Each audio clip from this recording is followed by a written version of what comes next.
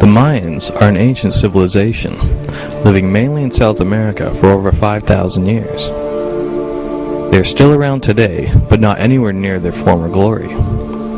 The conquering Spaniards burned up most of the Mayan literature and killed thousands. What we have learned has come from their ancient pyramids still standing today. The Mayan calendar is a system of distinct calendars and almanacs used by the Mayan civilization of pre-Columbian Mesoamerica and by some modern Maya communities in highland Guatemala. These calendars can be synchronized and interlocked in many ways, their combinations giving rise to further, more extensive cycles. The essentials of the Mayan calendar system are based upon a system which had been in common use throughout the region, dating back to at least the 6th century BC.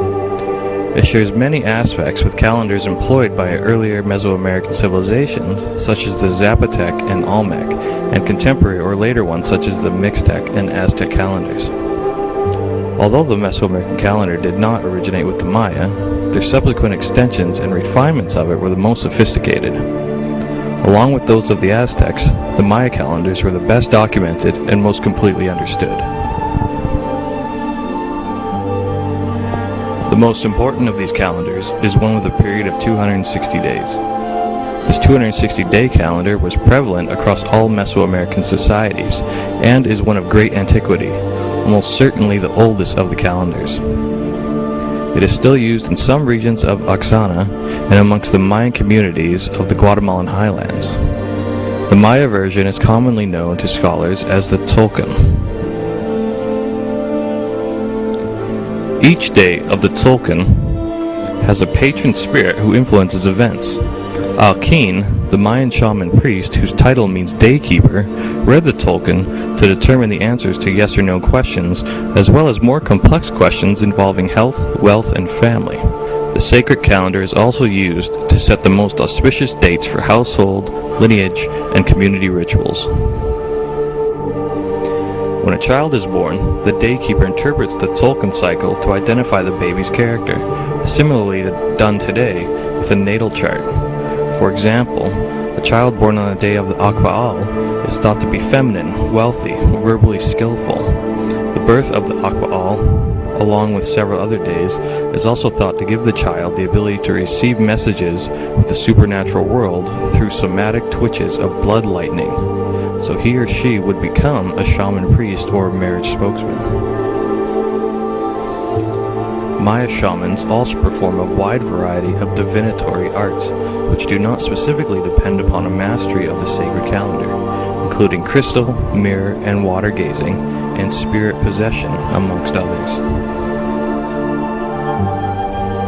In a book by Barbara Handclaw, The Mayan Code, Time Acceleration and the Awakening of the World Mind, she describes the 9 underworlds.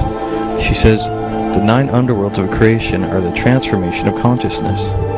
The actual pattern of creation described by the Mayan calendar looks like a pyramid with 9 levels, immensely long periods of time with shorter and shorter periods stacked on top, or even more accurately, as a set of nestled vessels, each of them 20 times smaller than the last. Each of these 9 creation cycles is also 20 times shorter than the previous cycle. Each of these cycles is further divided into 13 equal sections of time, and each of these sections has a purpose onto creation. There are 7 sections of day and 6 sections of night to each level. The Sumerian and Mesopotamians wrote the same pattern on clay tablets as their understanding of creation. The ancient Vedic texts that are the basis of Buddhism, Hinduism, Sufism, Taoism, have the same understanding of 9 levels with 13 sections each. Our own Bible states that there were 7 days to creation in the book of Genesis. The Mayan calendar is becoming more noticed these days. If you study the Mayan calendar or know someone who has, then you might have already heard the date December 21st, 2012. This is the day the Mayan calendar is said to end.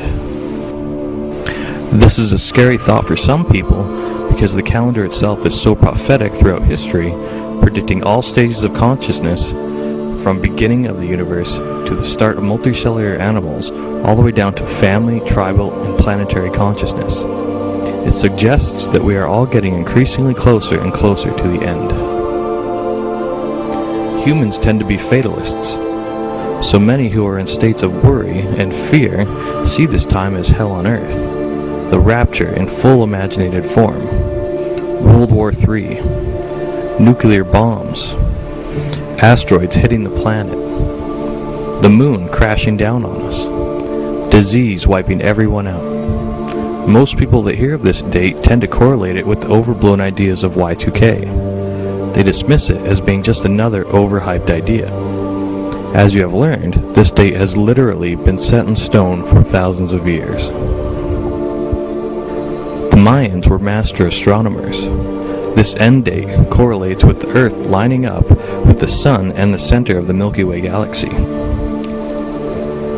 Astronomers have confirmed that this will happen and are in agreement with geologists that this could be the next pole shift the Earth sees.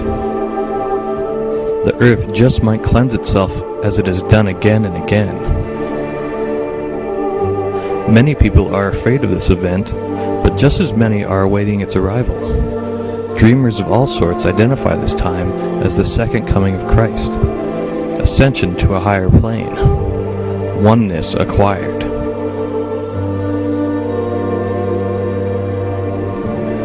They think we will be given powers of healing, levitation, telepathy.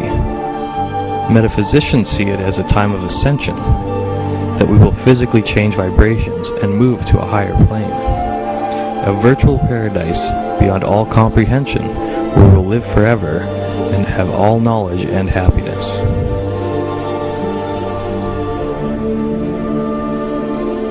In the end, hoping for the best does not guarantee it. Perception in the mind is what tells us if we are happy or not. So choose what you would like to be, and go for it.